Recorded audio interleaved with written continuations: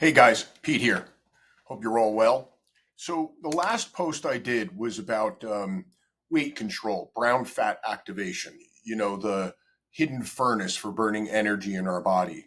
And just to review, remember white fat, that fat outside of your muscles, is where we store energy, and too much of it leads to obesity and inflammation. But brown fat burns energy, and it's packed with mitochondria, and it acts like the furnace in your body, turning calories into heat instead of storage. And babies have a lot of it, and we lose it as we age. But if you have a lot of it, it improves insulin sensitivity, and it supports weight management naturally. And we talked about in the blog post FGF21, a hormone which is boosted by cold exposure, and fasting and certain nutrient patterns. And it tells the body to burn white fat and build more brown fat.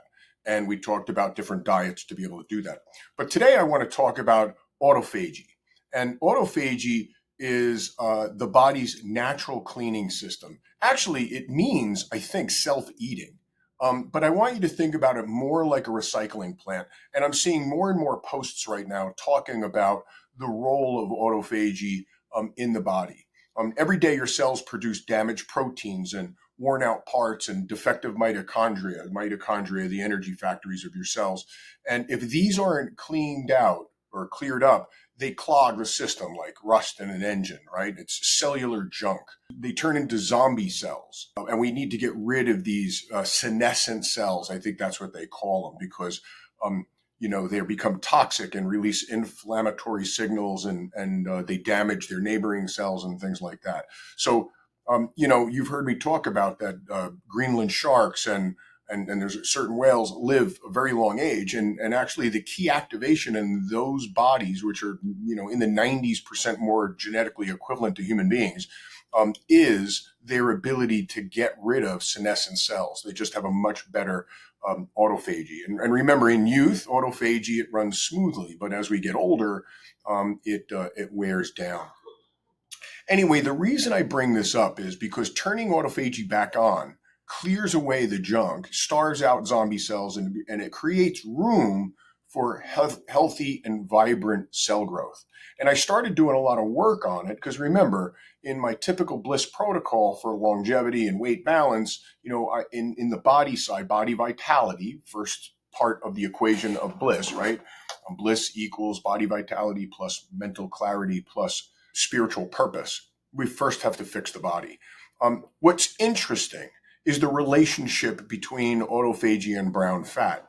And in fact, the same mechanisms that control or improve brown fat, cold exposure, mimic fasting or fasting in general, as well as diet, are the exact same that will also improve autophagy.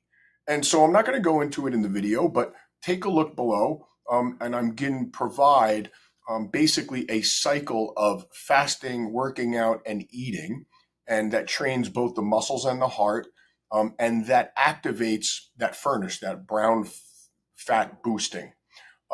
Interestingly, not only cold exposure helps, but sauna, paradoxically, heats and stresses mitochondria in a beneficial way, nudging autophagy and helping balance with cold exposure. So I do both, right? Hot followed by cold.